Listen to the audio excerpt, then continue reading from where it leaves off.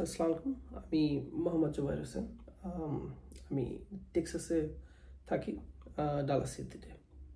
আজকে আম আমি কিছু কথা বলতে আসছি। সেটা হচ্ছে আমেরিকার ভিসা রেশিও নিয়ে। অনেকে আমাকে আস্ক করে, "ভাইয়া আমেরিকার ভিসা রেশিও কেমন? বা আমেরিকার ভিসা রেশিও সামনে কি ভালো হবে বা এখন কি অবস্থা?"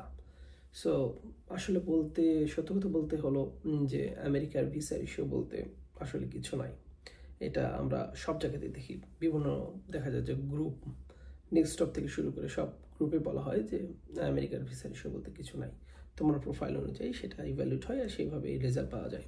কিন্তু আমার হিসাবে এখানে একটু কোয়েশ্চেন মার্ক আছে। ভিসা রেশিওটা আসলে ডিপেন্ড করে ৩টা ক্যাটাগরিতে। সেটা হলো যে এখানে আমরা দেখি যে ৩ ধরনের স্টুডেন্ট, যারা ফুল ফান্ড নিয়ে গেছে, যারা 90 to 100% স্কলারশিপ নিয়ে গেছে, যারা দেখা যায় যে সেলফ ফান্ড অলমোস্ট 30% স্কলারশিপ নিয়ে গেছে। সো প্রত্যেকের ভিসা অ্যাপ্লিকেশন ডিফারেন্ট। যারা ফুল ফান্ড নিয়ে গেছে, যাদের স্টাইপেন্ড আছে, যারা রিসার্চ এক্সপিরিয়েন্সে আসতেছে, আম, তাদের কথা বলতে তাদের 90 to 100% ভিসা রেশিও এখন পর্যন্ত আছে আমেরিকান এম্বাসিতে।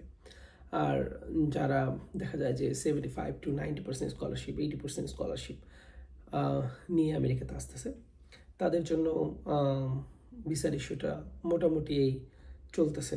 আমার আমার জানার মধ্যে দেখা যায় যে এখন আমি লাস্ট মান্থের যদি আমি স্ট্যাটিস্টিক বলি যে আমার পার্সোনাল কিছু স্টুডেন্ট আছে যাদের আমি পার্সোনালি আমি ফাইলটা প্রসেস করছি, প্লাস আমারও কিছু বাংলাদেশ কিছু এজেন্সি আছে যাদের সাথে আমি কথা বলছি। সো যাদের দেখা যায় যে 75 থেকে 90% তাদের ভিসা রেশিও চলতেছে অ্যারাউন্ড 40-50%। আর যারা সেলফ ফান্ড তাদের 5 to 10% মধ্যে বা নাই বললেই চলে এখন। আর ব্যাচেলারের ভিসা রেশিওটা একদমই কম এখন। আমি জানি না, গত গত সেমিস্টারে আমরা দেখছি যে অনেক ভিসা রেশিও ব্যাচেলার স্টুডেন্টের, বাট এই সেমিস্টারে আমি ব্যাচেলারের খুব ভিসা রেশিও কম দেখতেছি। ইভেন আমার এখানে পাশে ইউটিআই ইউনিভার্সিটি, যেখানে প্রতি সেমিস্টারে দেখা যায় যে মোর দ্যান 100 স্টুডেন্ট চলে আসে ইউটিএতে, জাস্ট বাংলাদেশি স্টুডেন্ট। সেখানে খুবই কম স্টুডেন্ট আসতেছে এখন। সো ব্যাচেলার ভিসা রেশিও কম এখন। তো আসলে বলতে ভিসা রেশিও বলতে এখন যেটা আছে সেটা হচ্ছে বেসড অন প্রোফাইলে আসতেছে আর কি।